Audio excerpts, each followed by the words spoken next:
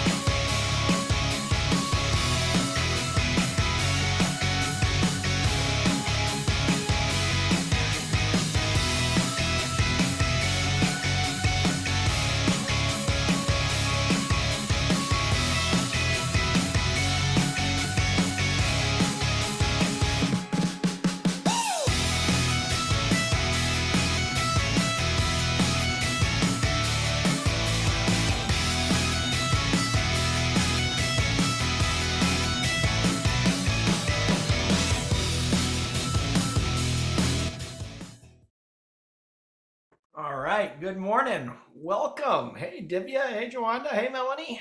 Welcome back to Product Coffee. Good to see you. Well, almost see you. See your names. We'll get a few more people in here before we start our introductions. But really looking forward to hearing from everybody today, and got some great announcements today too. So I'm pretty excited about some of the stuff we're going to talk about. We've got, as a matter of fact, since y'all are here early and we got a few other people still kind of filtering in, I want to show you something cool. We've got coming up. We are starting today. We're starting a whole new series, Hi Jason, hi all. product metrics. Hey, how's it going? We got a whole Yeah, new series on product metrics starting today, and it's going to run us pretty much through the end of the year, with a couple of exceptions. We're taking a few weeks off around Thanksgiving and Christmas in the U.S. and we'll have another session popping in on December 14th as well. That's not listed here. That's not really part of this series, but we'll wrap the year up with another product management, how I got into product management type of a session. So it's going to be a lot of fun for the rest of the year. But this series is going to be just fantastic, and I'm really excited to kick it off today. And for those of you who are joining us for the first time, what we'll be doing here in a few minutes when we get a couple more people in the room, we'll just kind of start doing some introductions and asking people to tell us who they are and what has their attention right now.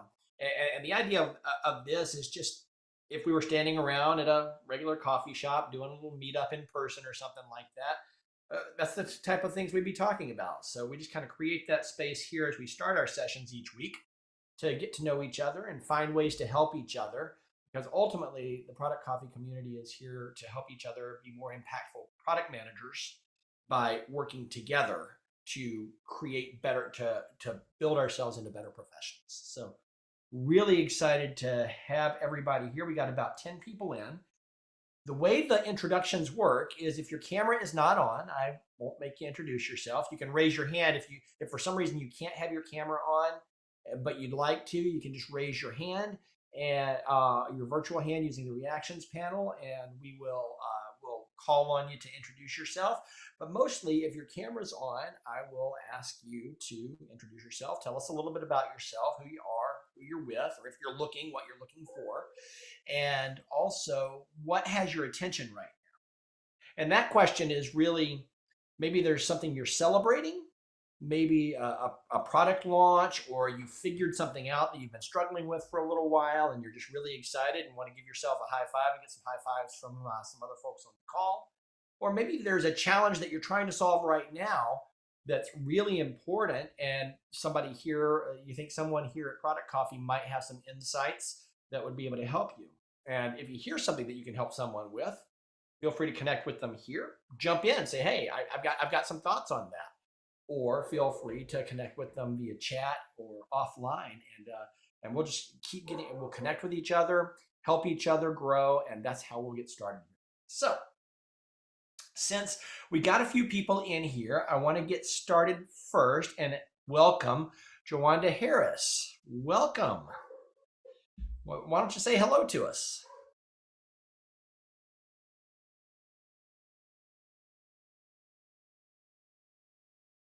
You might have to come off of mute.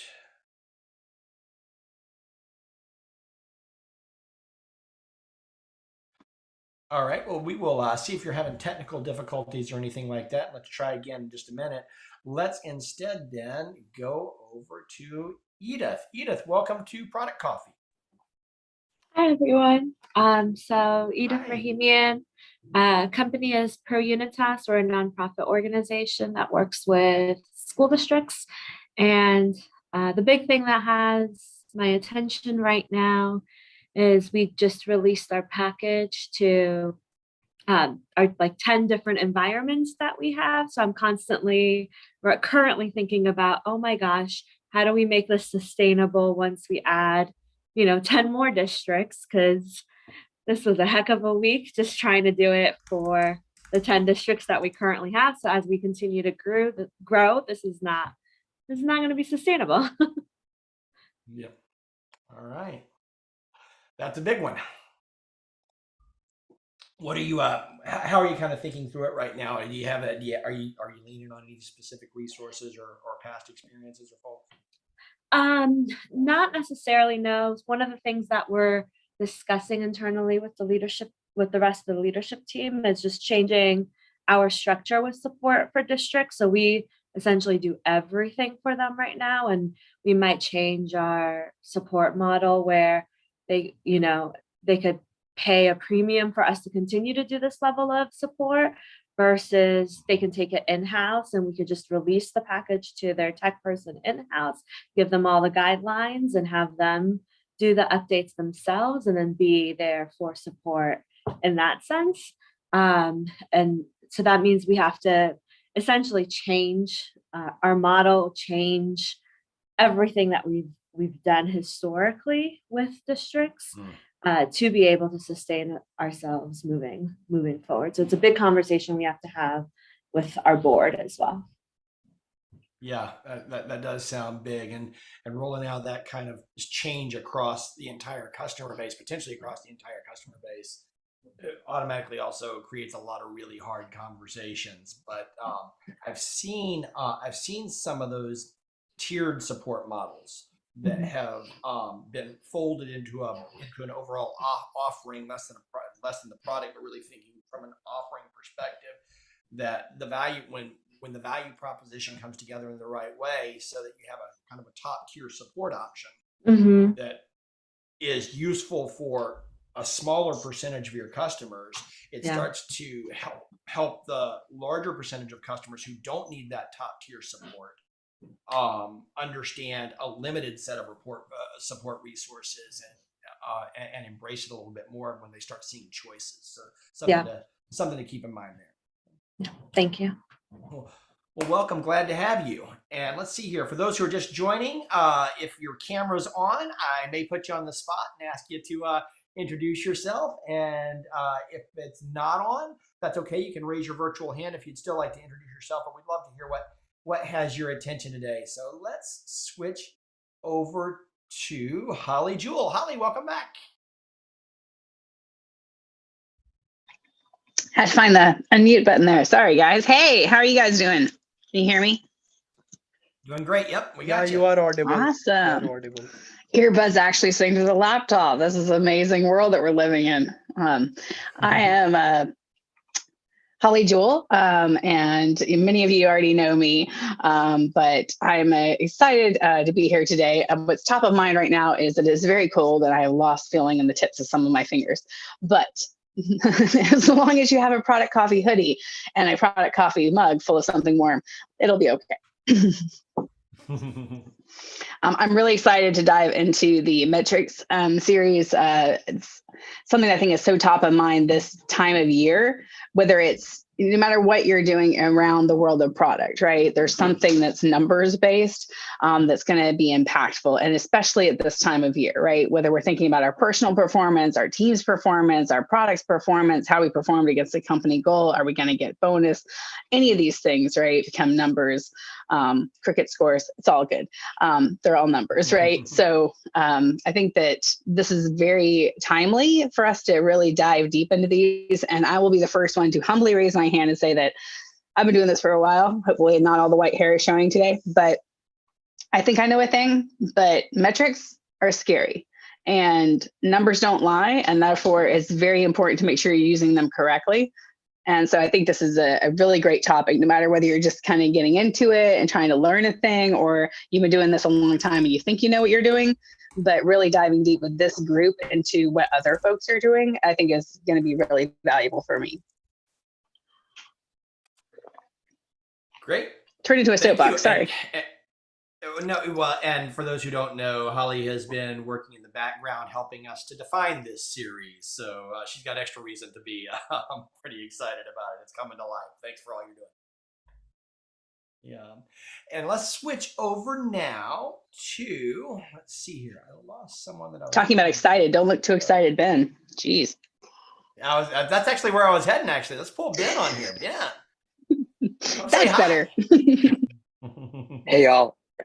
My name is Ben Rosenthal, Senior PM at LogicGate, a company in the compliance space.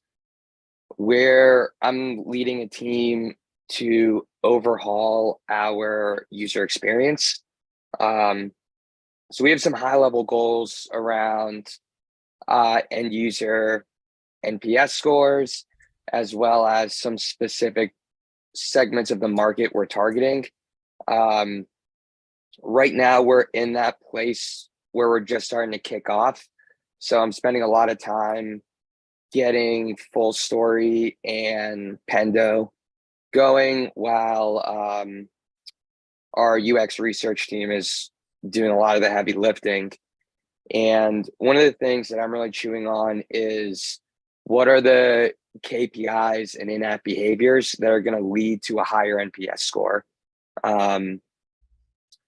So, trying to figure out how to measure what matters, what the best tools to get those measurements are, how segmented I want to get this information, and as well as how do I implement this relatively easily. I don't want to spend 100 hours getting Full Story or whatever service perfect, but I also want to get good information. So what does that happy medium look like? Yeah. All right, cool. Well, this is a great day to be here, Ben. I think we're going to touch on a lot of that. And also over the next few weeks, we're going to be hitting on a lot of those points on an even deeper scale. But I think, the purpose of today's call in this, we call it a roundtable, and we've asked a few specific people to show up and help contribute to the conversation and who have some specific expertise. But this is really a good discussion, a good day for us to share what we are doing, and as you've done, what your specific challenges are and the things that you're thinking about. But kind of get some of that community knowledge together on how people are approaching KPIs and metrics in general. Let's do a few more introductions before we get deep into that. But thank you, Ben. It's good to have you back, and looking forward to talking with you more about this today. I've got, let's see, who we're going to go to next. We've got, Dominique McCarthy. Welcome back, Dominique. You want to say hello? Hello. Is my audio okay there? We got you. Great. Hi, I'm Dominique McCarthy. I am a delivery leader and product consultant, usually working with agile delivery teams, building products. So as far as metrics, I'm always interested in, showing the right metrics, showing that my teams are delivering the value. It's not just about, effort and points and the output that they're doing, but is it really, showing the product value? So interested in talking about metrics for that. Very good. Cool. Well, welcome. Glad to have you here. Thanks. So let's see. We've also got, you're not on camera. Let's jump up here. Archit, you're back. Welcome back. We lost you for a minute there. Why don't you say hello real quick? Yeah, actually, there's an internet connectivity from my house, so that's why. Yeah, hi all. This is Archit. I'm working as an associate product manager at a fintech domain company that is the largest processor for Asia and Europe. So, yeah. Very good. Welcome back. What has your attention these days? Sorry? What has your attention? What are you focused on right now? So, right now I'm focused on my more about on my work because I'm new to that company and focus more on the products. Yeah. And people. Yeah.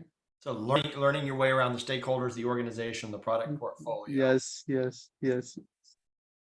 Excellent. Good. We've got a really good video on our YouTube channel. If you send me a note, I'll send you a link to it on your first. I think you've been there a little bit more than 90 days, but we've got a first 90 days as a product manager roundtable discussion. Yeah, as in That's survival. A lot of really good ideas. Okay, good. Yeah. Okay.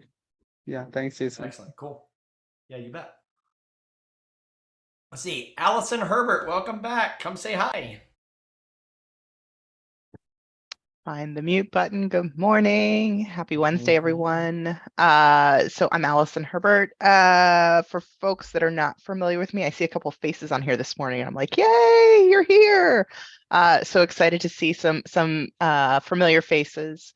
I'm a product manager for Synapse Studios in Phoenix, Arizona. I sit in Virginia, so I'm always confused of the time and day, and this last little bit of time change is being extra special fun this week. So I got up this morning, I'm like, la, la, la, la, la. And then I'm like, oh, I'm supposed to be at work now. Let me go get myself together. So really looking forward to this session today, this series in general. Product metrics, I think Holly or someone else said it already, is scary, and I am equally afeared of it. So really looking forward to digging in and making it a little more approachable. Thank you. And you know, I believe, think, and hope that by the by the end of this series, everyone who's in this group is going to be leading their organizations when it comes to product metrics and KPIs, leading the discussion, coming in from a position of authority, and really helping to evolve the overall game. So, absolutely welcome. Glad to have you. If we get that out of it, that's going to be fantastic. A win for all of us, I think. Yeah, awesome. We'll do it. And we've got welcome back to our good friend, Jahanzeb. Welcome back. Hi, Jason. It's been a while. How are you? It has been a long time. Great to see you. Yeah, likewise. Last time I remember, we were all in crazy early pandemic mode. So it's definitely been a while.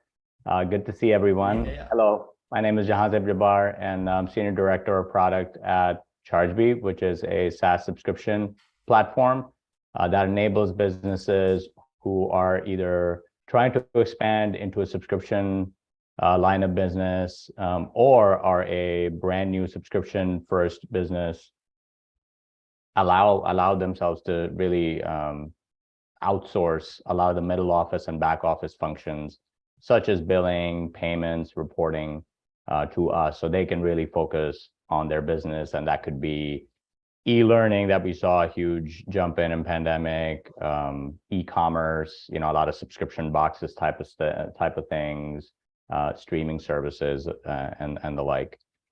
And what I'm focusing on right now is we actually acquired a company around the turn of the year, this past year, that focuses on retention, customer retention. So you probably have been enrolled in many of these subscription services where you have a box coming to your house, or you're subscribing to a newsletter or something like that. And when you go to unsubscribe, what this app that we acquired, it tries to retain you through various things, reminding you of the value that you're getting from this service, throwing sometimes some curated offers depending on some algorithms that we have. And I was part of the due diligence and then integrating that app into our core billing platform.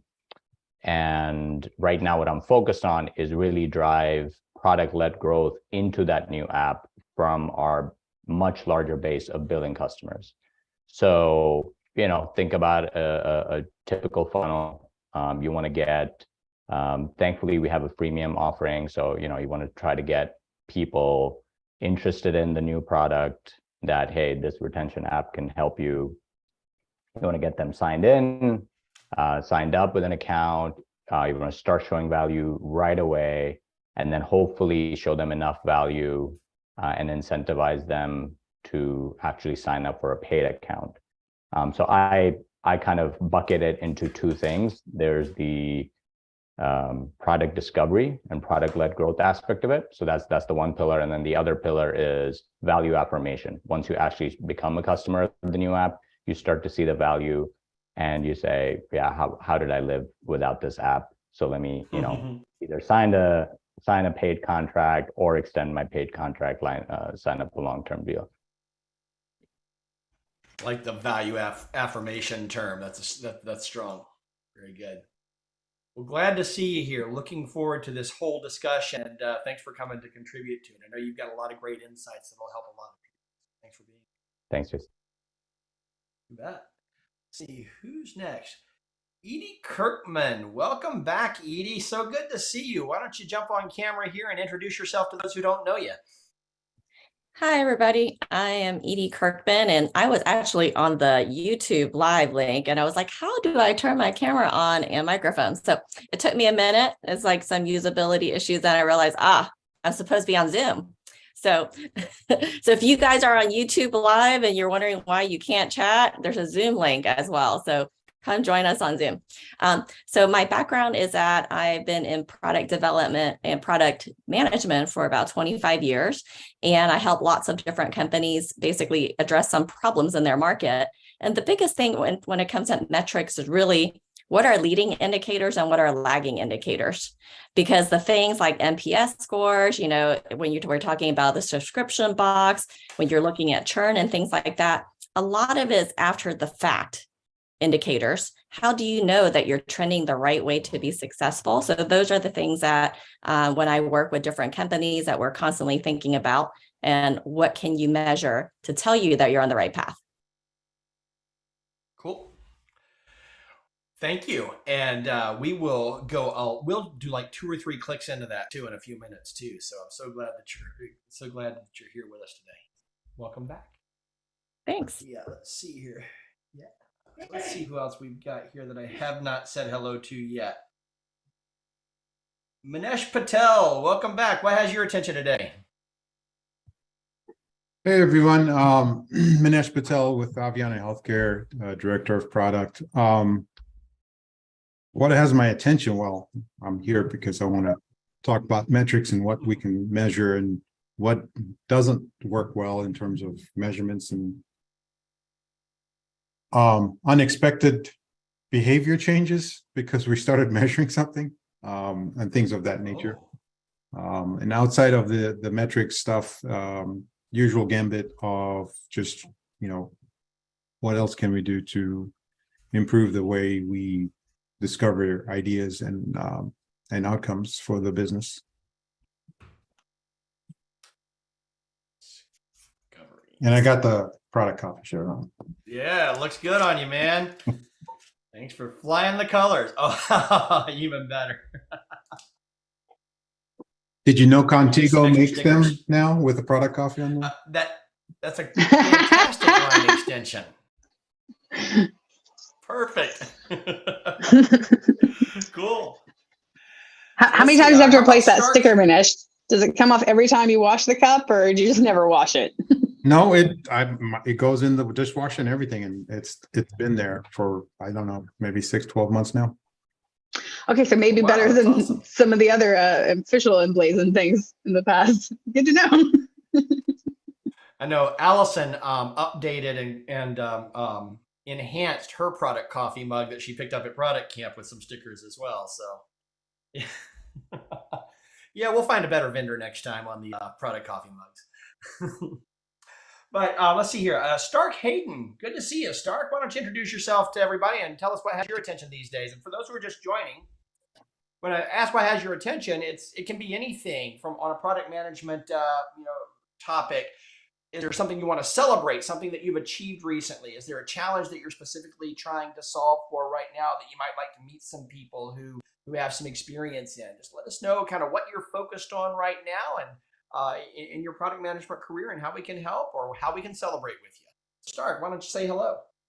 Yeah. Hey, Jason. Hey, everyone. Thanks for the invitation. So I head up a product team at a real estate services company. We build enterprise software for banks and commercial real estate lenders. Joined about a year ago and have really looked at building that team. So we may end up doubling the size of it in 2023 and trying to come up with the best way to organize that. So it's a lot of organizational gymnastics as we're trying to figure out buckets and verticals and where people need to be and what that ultimately looks like. And then obviously also coaching up the team. So we don't use any type of metrics right now. And I'm curious how that's used within enterprise software. So that's one of the reasons I'm dialing in. All right, cool.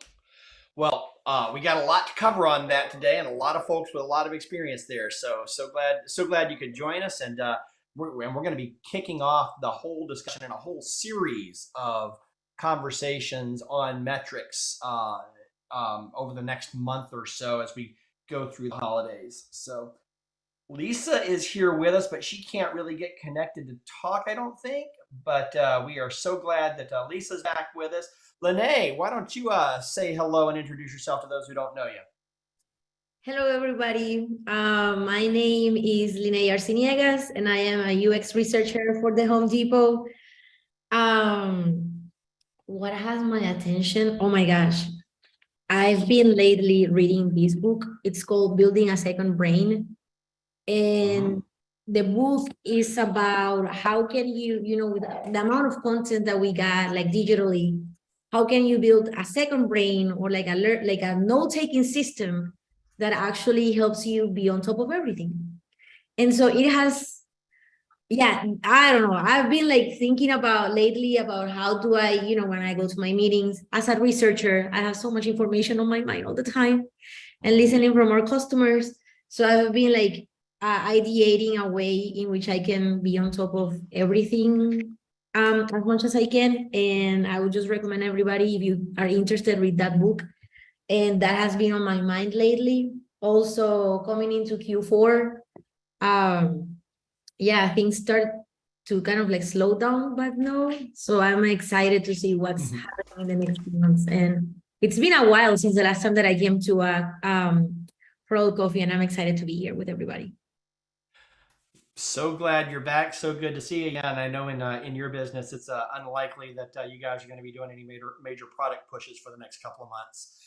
We're going to just kind of ride through the holidays.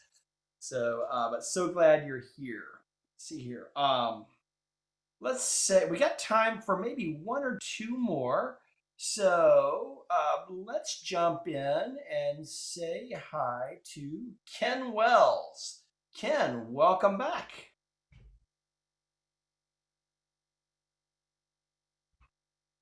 You may be stuck on mute, Ken.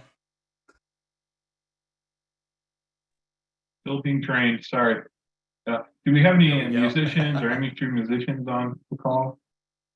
What do you call a guy that hangs out with musicians? The drummer. So I'm a designer of many decades, and I'm always trying to hang around with Product Coffee and Product Camp and learn about extending my craft out beyond my the other part of the T. You got your depth, and then I'm trying to get out past the T, and I am in between girlfriends right now as far as a full-time employer. So I've been trying to make sure I'm out there learning stuff, and Product Coffee has always been a rewarding time spent no matter where I'm at. The thing that's on my mind right now, I am digging into a piece of design software called Figma. And it's the first thing that I have decided, or I have realized that, okay, this Figma software actually is the big breakthrough, finally. There's a lot of things that have been struggling to become what Figma seems to be taking the place of. So I'm digging my heels in. I've got 10,000 hours in Illustrator and probably about 5,000 hours in Flash, so I hope it's the right thing. Well, the good news is it's become part of the Adobe portfolio, so it probably won't be too long before it's part of the Creative Cloud. Yeah. Cool. Yeah, Figma has been a huge deal. We've been using it a lot at Method where I work. Our teams have been using it, especially our designers, but it's really accessible to the whole team, to all the stakeholders. So it's been a really powerful tool. So I hope you really enjoy getting to know it well. Yeah, and that's a good one to have your attention. So thanks for sharing that. And let's see, one more real quick. Let's say hi to Dan Galenkamp. Dan. Hello. Hey. How are you? Doing great. I am, for those of you guys who have not met me, I'm the VP of product for a commercial real estate company called CoStar Real Estate Manager. So we're a division of CoStar that, I don't know, big prop tech nonsense. So we do a little stuff with real estate.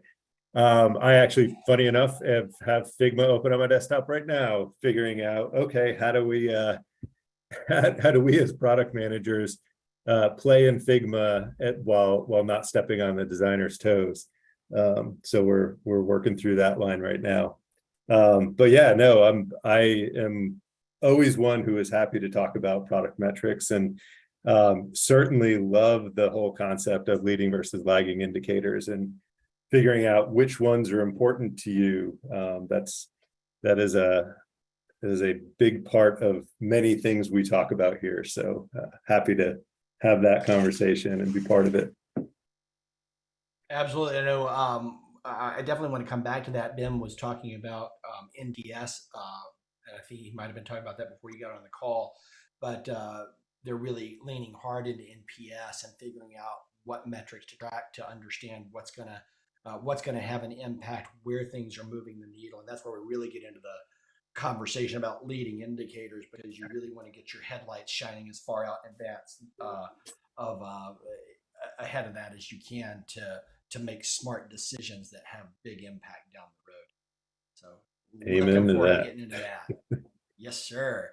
Glad you could make it. I know the midday time is for those of us on the East Coast.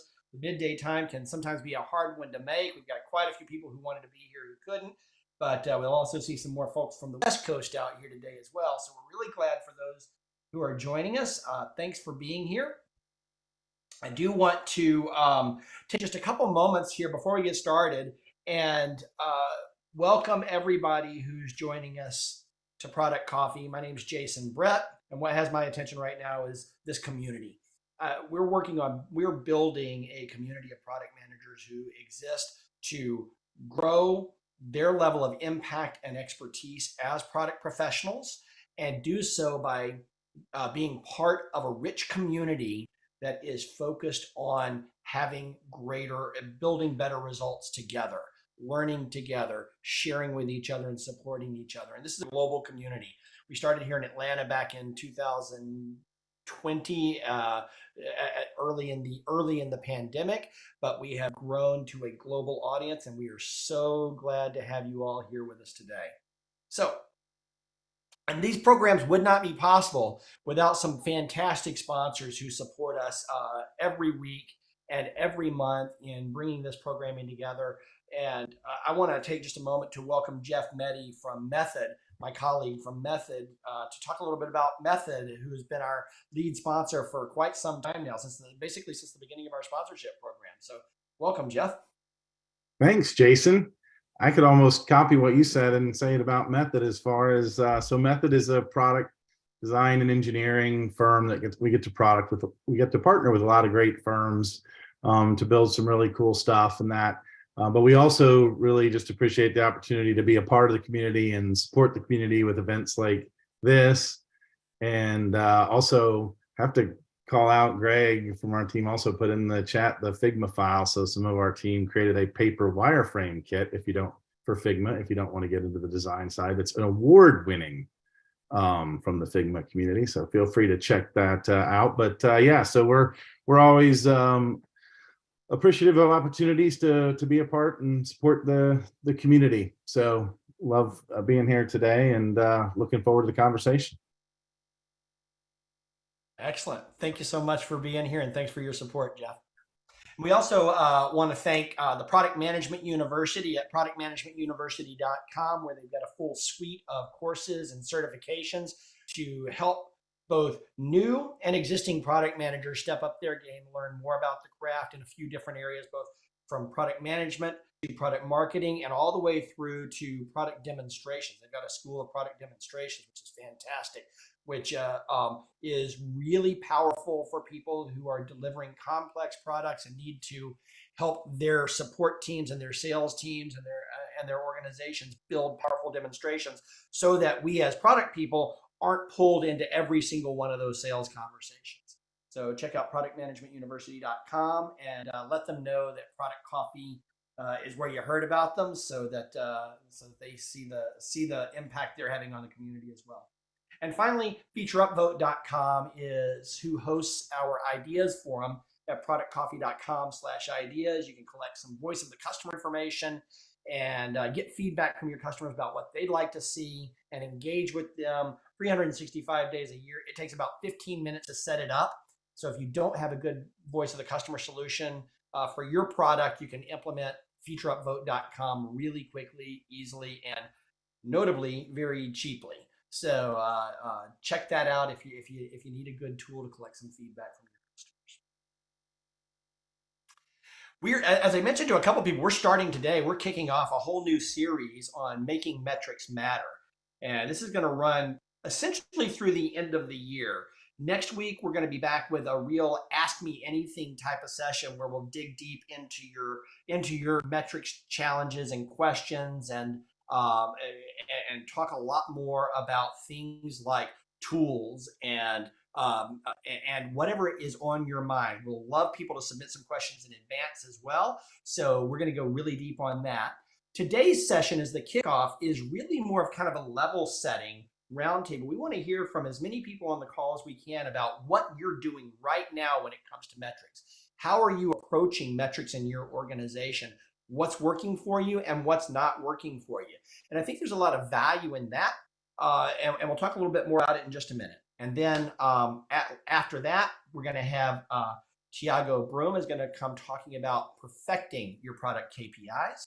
And then we'll move into another session on communicating that alignment across your organization. And finally, we'll cap it off with our premium workshop on actually building your power metrics and putting them to work in your business so that you can lead and have greater impact as a product professional. And that will be launched very soon. We're going to go deep on really getting past the simple and the low value idealized metrics and get really deep into North Star metrics and how you can define a North Star metric and understand how to look at all the different levers that you can pull to move that metric forward as a product manager, as a product professional, and lead your organization in a new understanding of how KPIs can really change the way you do business, good KPIs. So look forward to having that on December 16th, and then we'll all go away for a few weeks and enjoy lots of holiday festivities, no matter where you are. So as I said, next week, we're going to with an Ask Me Anything on metrics, numbers, and KPIs. Looking forward to seeing everybody back here. Registration for that is open now, and we'll get an email out to you with the link, and we'll drop it here in the chat here in a few minutes as well. But today, we're going to just be talking about the numbers, by the number. What are you doing with KPIs? What numbers are you tracking? Why? How do they line up? And I recognize that a lot of people, depending on your business, you may not be able to share as precisely as you'd like, but give us some concept of how you're thinking about KPIs in your organization, how you're using them, so that your peers in this group, get an understanding that none of us are alone in solving for this.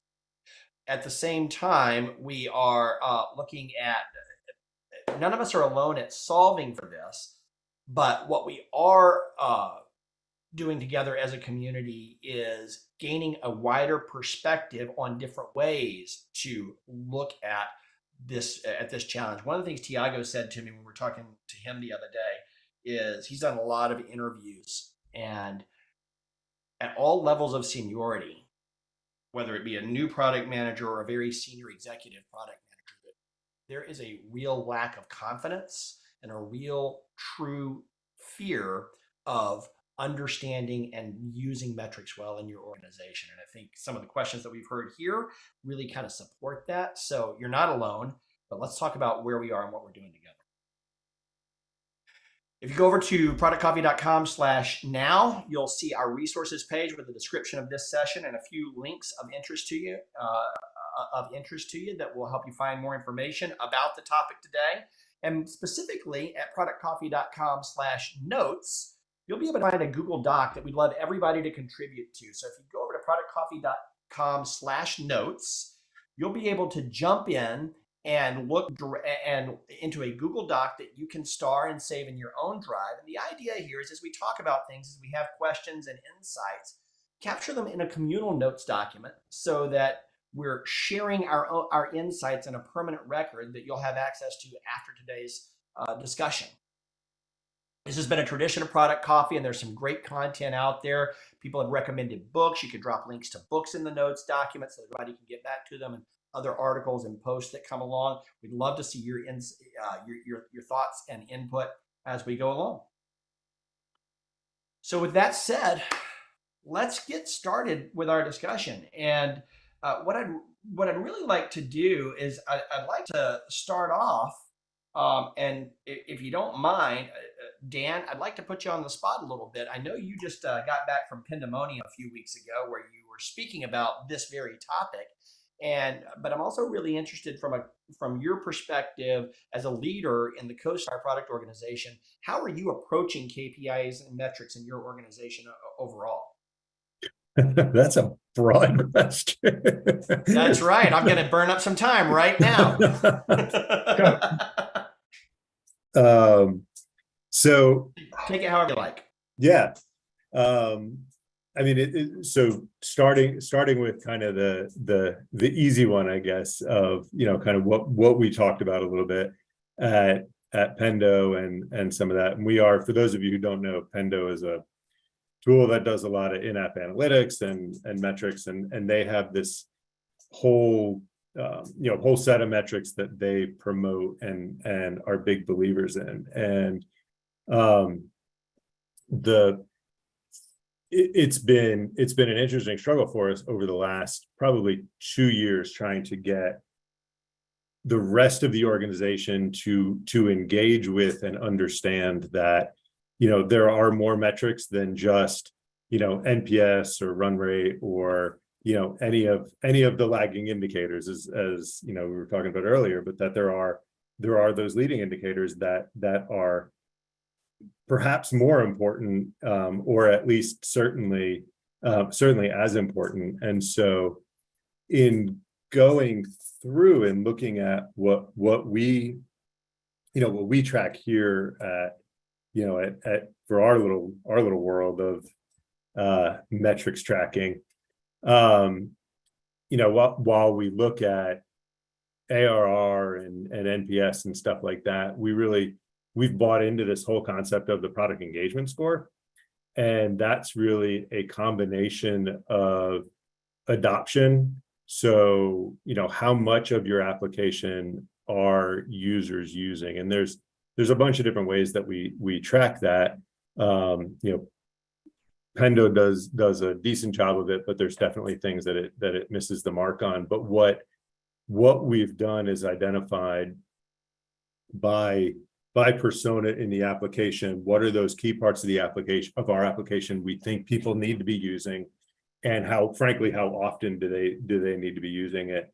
And so we go and we measure that usage and look for trends in that. So as a very specific example, as a new user in our deal management portion of the system, within the first X weeks, you should be blossoming out and starting to use these 8 features. And if you're not using these 8 features, you're probably going to be less successful as a user. And then we grow that throughout the time of people's engagement with our system, and then also with the areas of the application that they're using. So that's one fairly significant leg of the stool for metrics we track, and how we monitor customers' happiness with the application and look at are they going to be successful with the application. Another key metric that we use, stickiness, is one that is just how often are people coming back to the application. So we have that one we've struggled a little bit with, because we have a ton of daily users in the application, and then we have ones that only come in once a month, once a quarter, just depending on what they're doing. If they're a heavy accounting user but they're just coming in to run reports, they only may come in once in a blue moon. So we've had to figure out, how do we segment that idea of, is it okay for this person to only come in once a month? Do we want them to come in more? But what's been fascinating is combining that stickiness metric and that, frankly, that usage and their recurrence metric in with some of those lagging indicators, like call NPS a lagging indicator. I don't know, there's an argument to be made for, is it leading or lagging, but seeing the satisfaction ratings of clients based on their frequency of use and their stickiness. So if they're, and we've definitely seen big trends in, the very frequent users tend to be much happier with the application and stuff like that. And those are the two big ones that we're kind of hooked on right now. Growth and things like that are obvious metrics, but for an application like ours, where we tend, being a heavy B2B application, where we've got, the growth is sort of defined by the sales to giant corporations. We're not going to see, we're not going to go out and do a bunch of SEO optimization to get more consumers into the app. That's just not, not something that appeals a lot or works a lot for our particular scenario. But taking what we've struggled with is as a product team is taking particularly those two metrics of adoption and stickiness and transforming the rest of the organization to understand that these are those, these are those metrics that we need to be so focused on, because this is going to, make our customer success teams happy. If we have lots of adoption and stickiness in these certain areas, that completely drives the success of our users and then ties into renewals and sales and all that stuff. And that's been a long and far longer than I expected conversation to get people to finally turn the corner and say, oh, hey, maybe this is something we need to worry about, and not just, month over month sales or, whatever metrics are the more traditional ones. Anyway, that's the super quick fly through. I have one question here for you, Dan, because this is something that, like, also being the B2B world is something that gets me all the time. Is once you define like the criteria for stickiness, right? For a certain part of the system with the users, and the stickiness in B2B is different from the stickiness in B2C, right? Stickiness in B2C is really like you want the repeated users, you want to multiply your active usage. I like to use the example of a news app, but where there are tons of ads there, and the more you can retain the user, the better, right, for your business. Whereas in the B2B app, at least in my reality, I always tell my team, I want the user to get out of here as soon as possible, right? I want to give time back in their day. So how often do you review those stickiness metrics and to make a decision like, oh, this is a point where I need to pivot something, right? Maybe like what we define as a stickiness, the stickiness metric for this particular feature is not proving to be true, and we need to change something.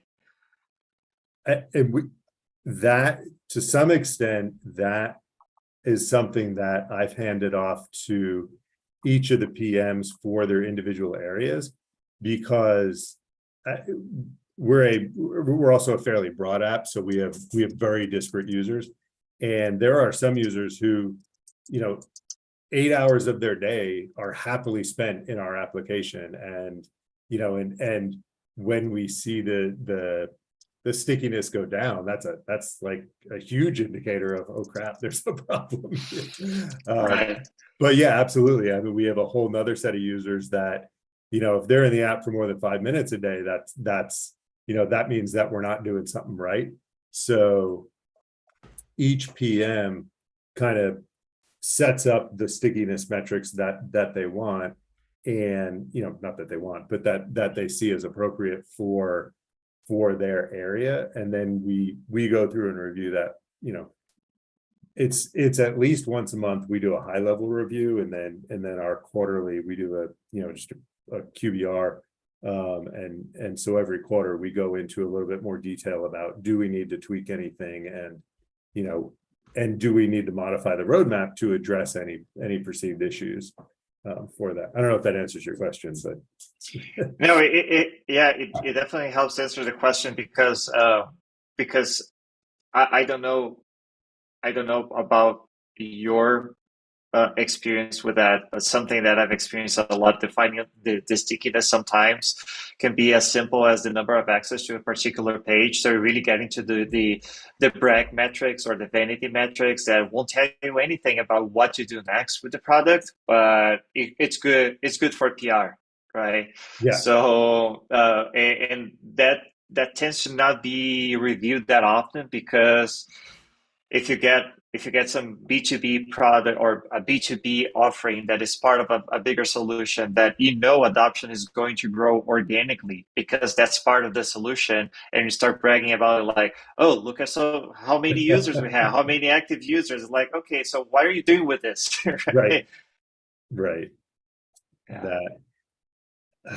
The whole idea of how many active users is I don't know, that's a weird metric to think about, because it's like, you have a ton of active users, but if they're only coming in once in a blue moon because they have to, and they're not enjoying themselves, and it's frustration that it's not as helpful. So, yeah. I think from my end, the difficulty sometimes is to use the metrics as a leading factor for prioritization. So it's really, we have many clients complaining about this. We have many sales prospects there that need this feature, or we have many, whatever you want to name it, right? That want to have something, but there is no way to quantify and to determine, okay, is this really important? How is it going to help us move the needle, right? And then it goes back to those indicators you were mentioning then about, like, ARR, right? And or acquisition costs and things like that sometimes like using the metrics not only to assess the product, but before the product is even created or even developed, right? So, like, okay, why are the numbers supporting this? Not to be like data driven. I don't like much the data driven term, because it's like, you can lie with the statistics as well, but to be really like more data informed, right? And use the data as an evidence to say, oh, okay, yeah, maybe this makes sense to build.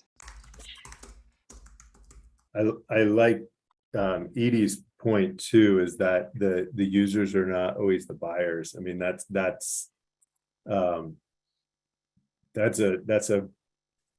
a really hard thing to figure out. What is what's the success metric for the buyer who is it just, I'm not bothered by my users anymore, I'm just happier, or is there some specific metric you're looking for?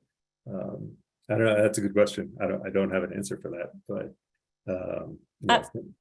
in B2B scenarios, because the sales team sell into the buyers and account management renew the buyers, this is a great area for you, especially in a like a non kind of like internet SaaS product that you actually have users talk to. And then so we've actually in the past, when I worked for different types of companies, where the buyer is a person that is very, kind of senior level in terms of the objective. And they're looking for some bottom line, so if you buy a sales tool, it's not necessarily how often that these people are using it, but how many deals are they getting? And then so we started to show them, for example, I was doing a B2B prospecting tool. So we actually show some reports based on activities and then they can match it against their sales report, because we knew our tool was accurate in targeting and all of these type of things.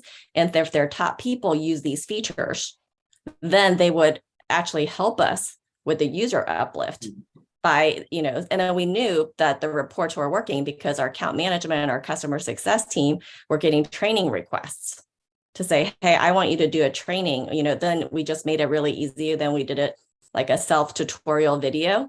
And then later on, we added to the onboarding. and then make sure like people are not doing it, like you said, using the 7 out of 8 things that we think that are essential. Yeah. We started doing automated onboarding through marketing automation, you know, of which ones that they should be revisiting and that kind of stuff. So when it comes down to it, you really have to understand your buyers, because you can get all the usage that you want in the world and they don't renew. I want to make a comment on that.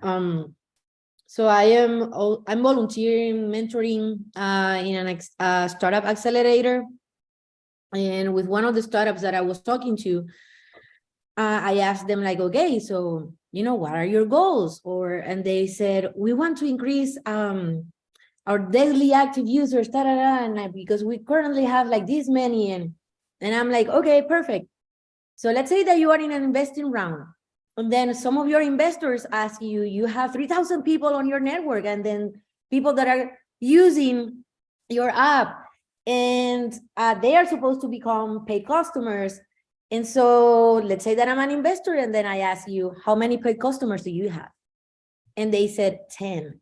And I'm like, so then therefore, what's your focus and what are the things that you have to prioritize? Like, do you have to prioritize in having more paid customers, or having more people joining your platform that at the end of the day are not even converting? And I don't know, like, to me, because I'm in my corporate job, but then also enjoy, the entrepreneurship startup world.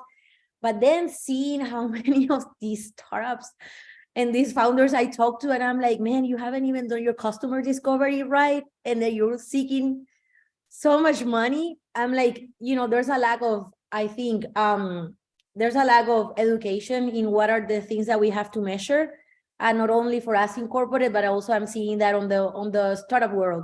And I just wanted to give that example. I think Ben put a nice question that kind of tees up with it, right? Like, when you have your goals, do you understand your users, your personas? Like, how are you segmenting your use cases, right? I don't know, Ben, if you want to expand on that and share some examples with us. Yeah. Well, let me talk about my specific problem.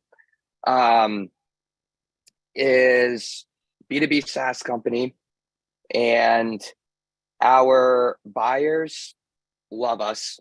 I mean, NPS score plus 50, but our end users hate us.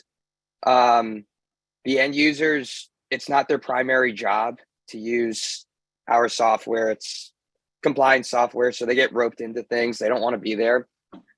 So one thing we're trying to figure out, well, we have this goal to increase NPS scores for these end users because we think it is a competitive differentiator. And, this rolls back up to company goals and whatnot. But one of the challenges I'm seeing is that a lot of these end users are using it completely differently. Not completely differently, but when we look at, what metrics roll up and will be leading indicators of a high NPS score, it's tough to say, hey, this one user, they want to get in and out as quickly as possible. They just have to sign it. They just have to sign a signature. But this other end user has to, answer 30 questions that they're going to have to do research on, and they're going to be in this for over a day. So how do you say, end user is going to be in this app for 2 minutes versus end user is going to be in this app for a week? When you're building something, how do you normalize the success metrics to say, compare these two behaviors? Do we segment them and track them completely differently with different goals? Do we come up with a single normalized metric? These are the things I'm kind of wrestling right now, and why I kind of wanted to throw that question out there. I want to tie that, Ben, to something that Dan kind of gave as an aside a moment ago as well. On the topic of NPS in general, there's the question. You referred to the question, Dan, that is NPS a leading or a lagging indicator? And people have different perspectives on that. And I think that ties into your segmentation question, because for new users and even new users of a feature, of a capability, that NPS, what I've seen in my experience, that NPS, that first moment of truth, that NPS question that comes up the first time you use something actually can become a really strong leading indicator. But when you have a user answering that question a second time after maybe 3-6 months, they've already got a bias one way or the other about the capability. So it becomes a much more of a lagging indicator, in that it takes some time for them to overcome their preconceptions. They may love some new element or some evolution. So that segmentation, just in terms of length of usage, is this the first time? How long have I been using? Certainly has become a really big factor for me when I'm looking at NPS, because you have to really find a way to root out that bias that exists from prior experiences.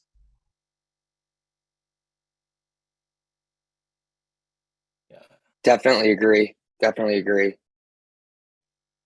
I mean, we struggle with NPS in general, just because it's so dependent on the way you phrase the question and the mood of the user. And I mean, our results will be everything from, I'm giving you a 2 because I don't like the color blue you used for this button, to, whatever giant fundamental flaw in the application someone has found, to, oh, I had a great conversation with somebody from your support team today, so therefore you're getting a 10.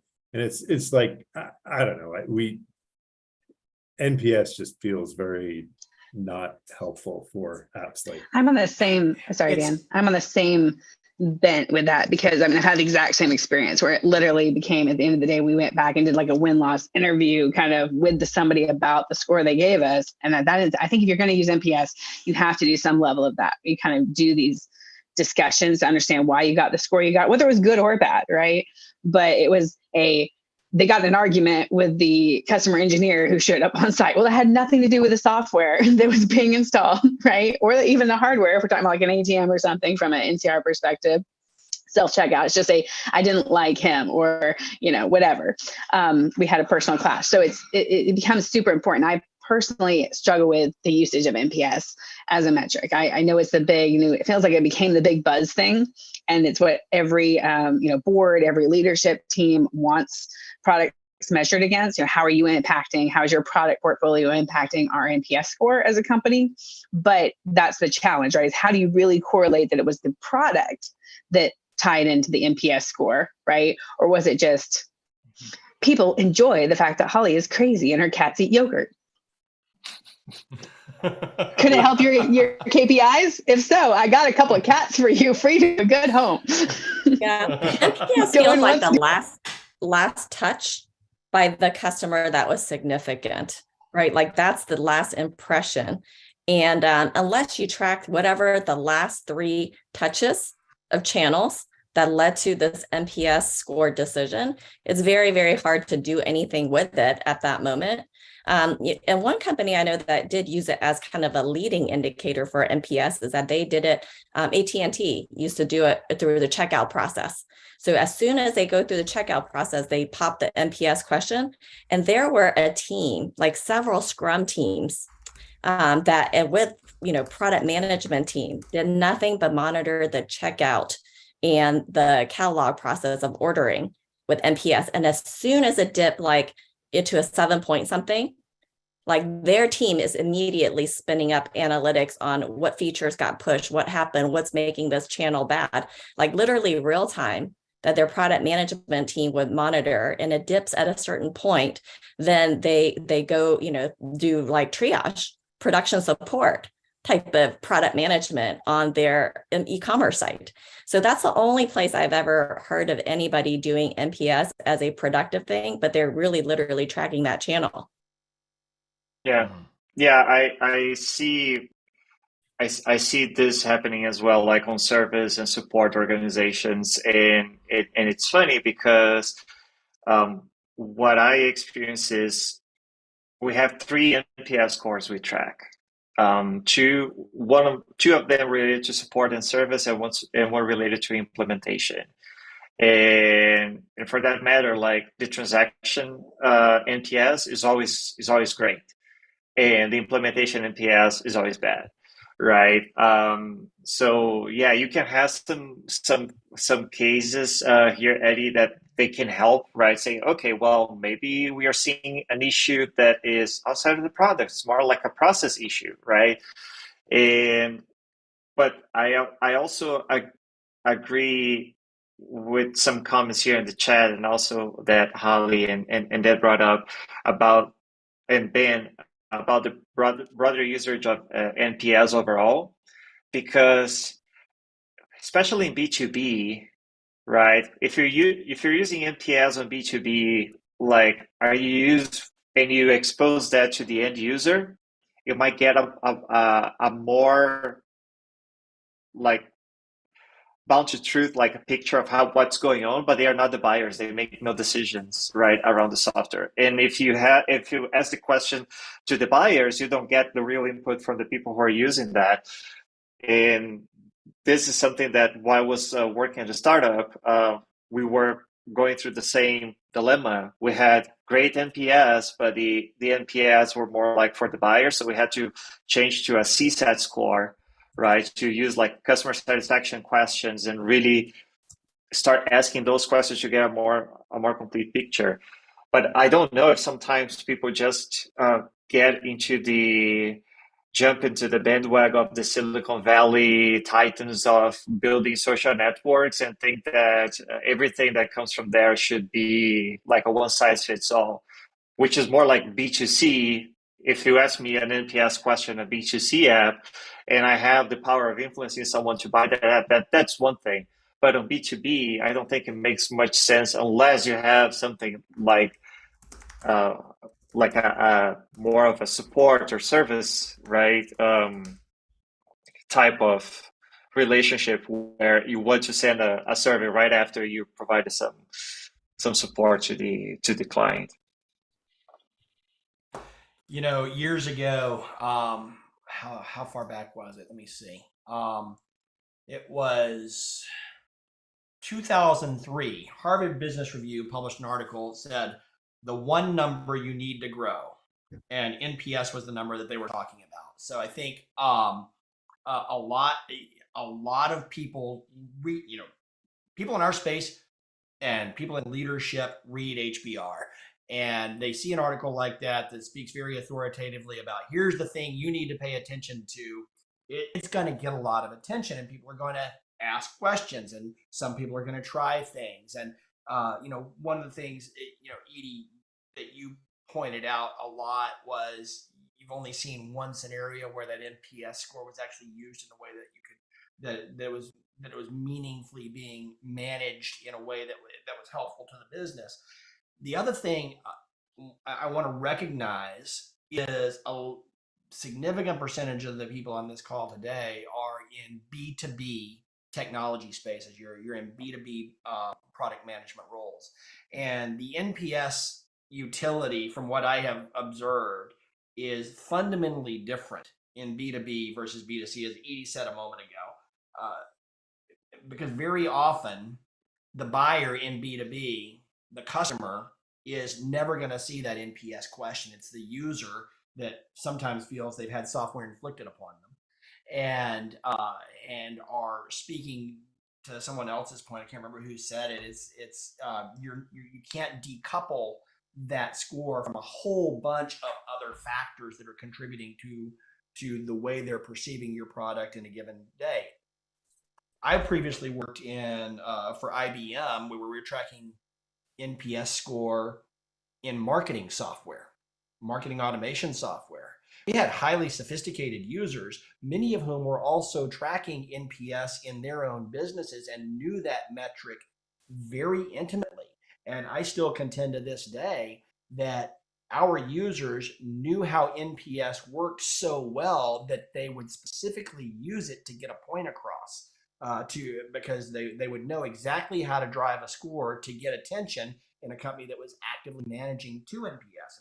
And IBM made no no bones about the fact that they were treating it as one of their key metrics that had board level review. And so customers knew, if I give you a bad NPS survey with a verbatim, it's going to get paid attention to. You're going to hear my complaint, and it's probably going to get surfaced up to senior leaders of the organization. So your sophisticated users have an impact as well. I think that gets back to the segmentation around not just in NPS, but in your other metrics. And I'm really interested. I don't want to lose Ben's question about how people are looking at segmentation in their metrics. Is that a topic that other people have heard about and thought about and talked about in your own organizations, looking at metrics in different ways for different groups of your users and customers? And you had your hand up a second ago. So for I think segmentation for NPS. Okay, for NPS and those type of scores, it really is a practice how you're using it for your business and who's monitoring it, who's watching it, who's really having a dialogue in it. I had a boss that told me once that it goes to Dan's point of like kind of cross company collaboration, and then he's like, you may be in technology or you may be in product development, but that is just one of the swim lanes. And guess what? We are all in the same pool. And so it's really good to have that cross-functional conversation and then just kind of level set. What does NPS mean for us? And then we as a company, how are we going to use NPS? And it's really not through just like me trying to figure out what is going on with the product and how can I tweak interactions, but what you're saying earlier, like, hey, customers don't know how to game NPS, and when they're mad at you, they're going to show you, and then as they should, right? That is the listening tool. But if you don't have any other listening tool to help you get things more granular and then help you actually move that score over time, then it's not valuable to the organization at all.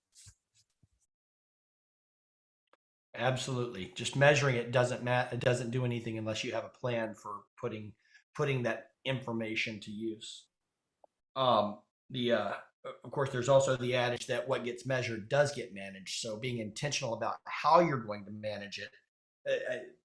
I think kind of the corollary to what you're saying is if you don't have an intentional plan, then it's going to get managed in an unintentional way, and that can create bad behaviors. And I think that goes for any metric, not just NPS, but it can create anti-patterns or encourage anti-patterns if you don't have an explicit plan.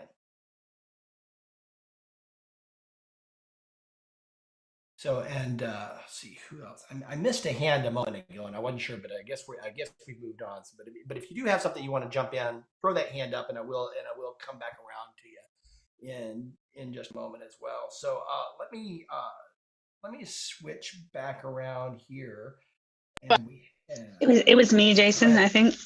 Oh yeah, but I think you covered it with what you were saying. I was just going to speak to when you were talking about B2B product management, because and if anyone came to the how I got into product management and origin story session, then you know that I spent the first half of my career and how I got into product management being customer facing from the financial institution side. So that's a different, what you just said, right? It's totally different perspective. And I think really hits on Edie's point around a feedback channel, because if you're trying to measure customer satisfaction, whether you're using NPS score or some other metric to do that differently, but if you don't have a good feedback channel, your numbers are going to be skewed simply from the, I'm pissed off or I'm unhappy right now, which it is important feedback and it does need to be considered, but it doesn't necessarily become part of the same thing.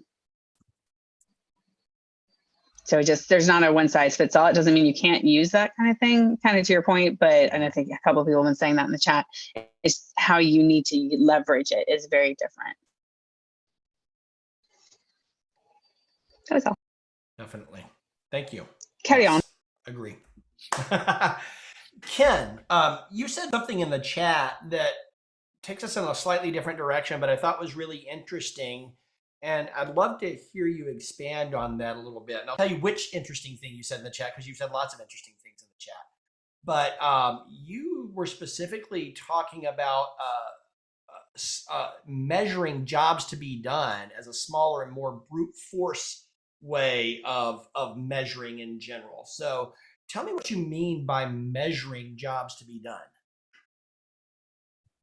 I think we still have probably a good habit to segment people by their title, which is better than segmenting them by their eye color and so on and so forth. Height, weight, region, that's just ridiculous stuff to measure segments from our kind of work.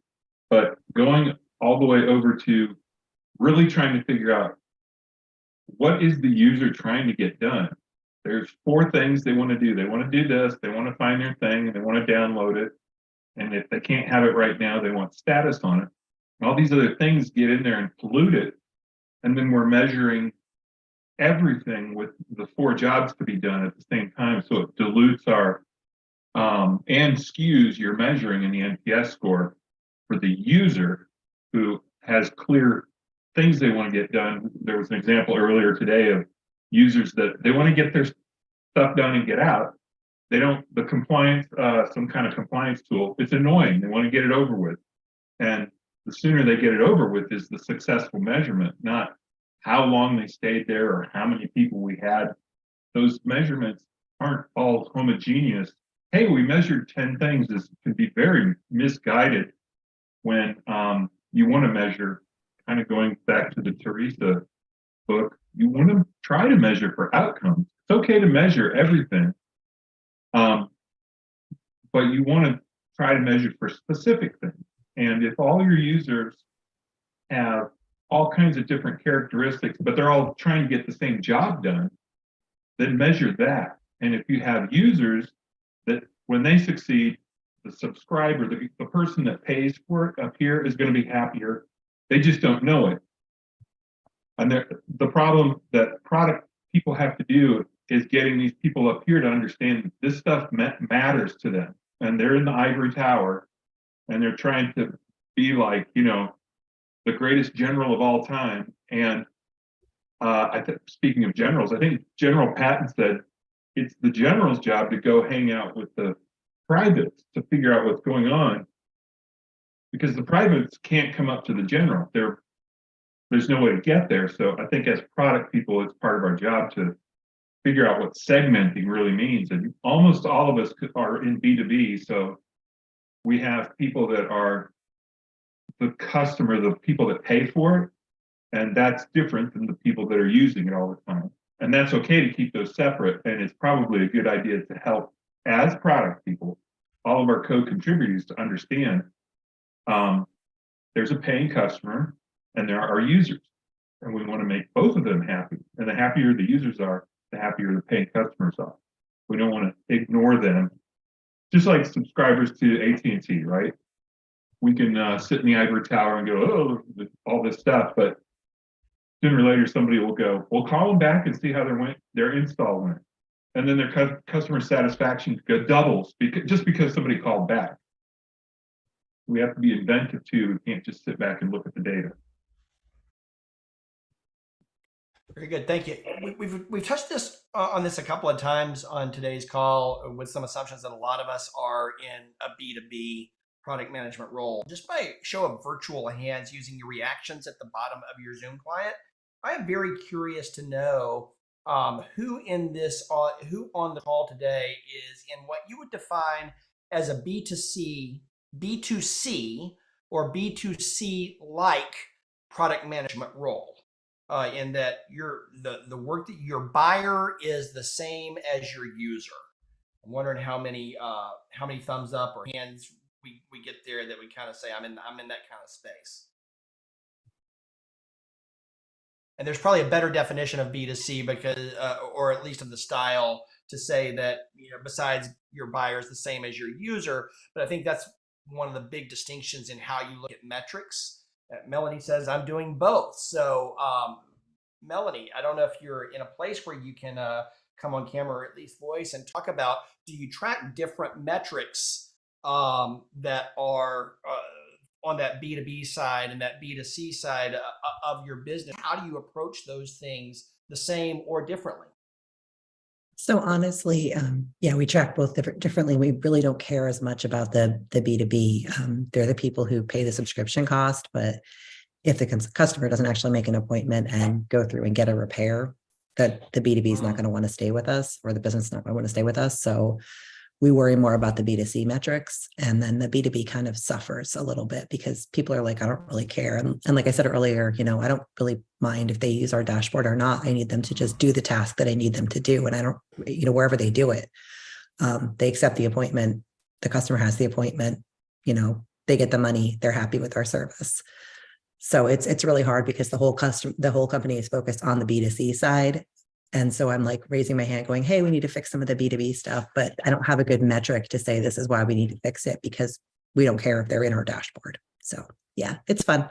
I saw a really great case study that lines up to that really well on Airbnb and their bookings metric. Because if you look at Airbnb, they're kind of the same way. They're depending on they've got B2C and they've got B2B and they've got B2B2C. It's all three. And so bookings for Airbnb becomes a really interesting North Star metric because, and I'm curious how many people are familiar with the North Star metric concept in general, or if you've just heard it as a term and think you know what it means, or is it something that you've actually done some very focused evaluation of and thought about? But bookings is a North Star metric for Airbnb because it really helps them understand both their consumer experience and their host experience. And from that one bookings metric, you can actually break down all the different components that go into understanding and moving that bookings metric in a really powerful way. So you can start to see, for example, how does one stay's satisfaction roll back to a second booking?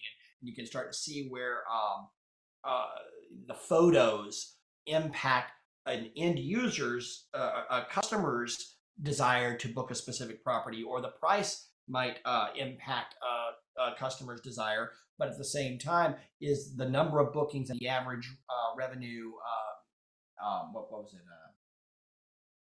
Average revenue per unit. It's still an ARPU type metric, but the average revenue per stay, that's a metric that the host cares about, but it still goes back to the bookings. How many consumers are booking nights overall on the platform.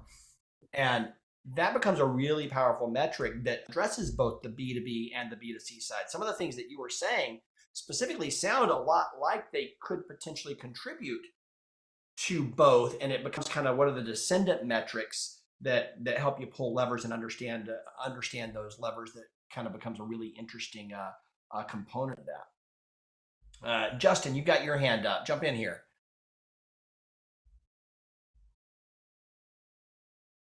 Maybe you were just answering my question. Yeah, sorry, that my hand was just, I left that up from when we were Cool. talking. Thank you. Sorry about that. Cool, thanks. No problem. Glad you're here.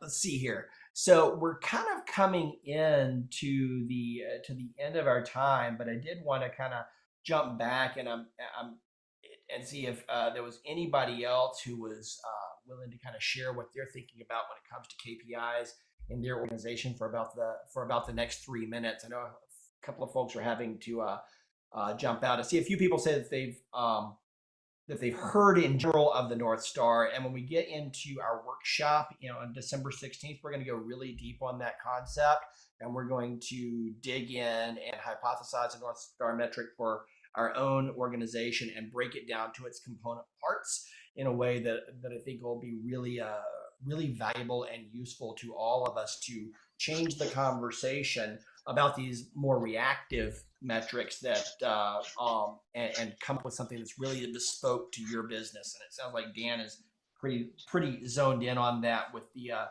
engagement score that you're looking at as a great North Star metric. Holly, you've got your hand up. I do, yeah.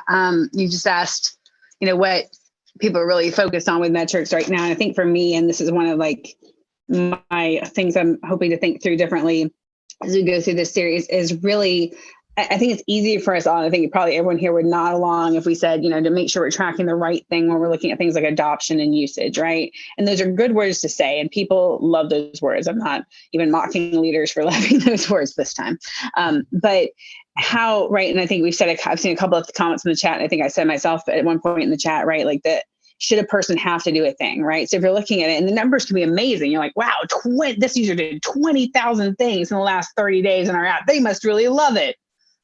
Or why do they have to do 20,000 things? And should those 20,000 things happen in the app? Or maybe your app sucks and it's freezing up and they're having to go back in and they were really just trying to do 3 things. It took them 20,000 times to get it right and get it all the way done, right? So going that deeper level, not to be, an engineer in that sense, but to define where's the right trigger points. I think a lot of times you see people want metrics so badly and we try to build metrics into our products, right? But the level we're tracking at it makes it kind of garbage data. And then it becomes used for something, even weaponized sometimes, right? In a way that's not helpful to either our customers or to ourselves or our product success. That's a great insight. Thank you. And I see a lot of folks are having to drop off and we're at 5 minutes to the top of the hour. So I do want to thank everyone for joining us today. This has been a great discussion, and I think there's a lot of big questions and different perspectives that people have on how they're looking at metrics right now. I'm looking forward to continuing this series next week. Some of the questions that we touched on this week, we're going to come back to next week in our Ask Me Anything. And the Ask Me Anything isn't just me, but we are going to look for folks as you're registering for next week's session. Let us know what big questions are on your mind, and we're going to pull together an ad hoc panel of experts to really speak to some of the big metrics and KPI questions that you have right now. Some people have asked about, hey, what tools are you using? What are great tools for tracking and watching? And we're going to try to break that down by B2B and B2C as one example. So really looking forward to seeing everybody back here next week. You can go to productcoffee.com/tickets and register for that right now.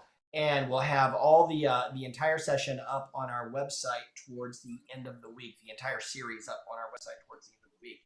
And thank you so much for being here. We'll look forward to seeing you next week at Product Coffee. Thanks. Bye-bye.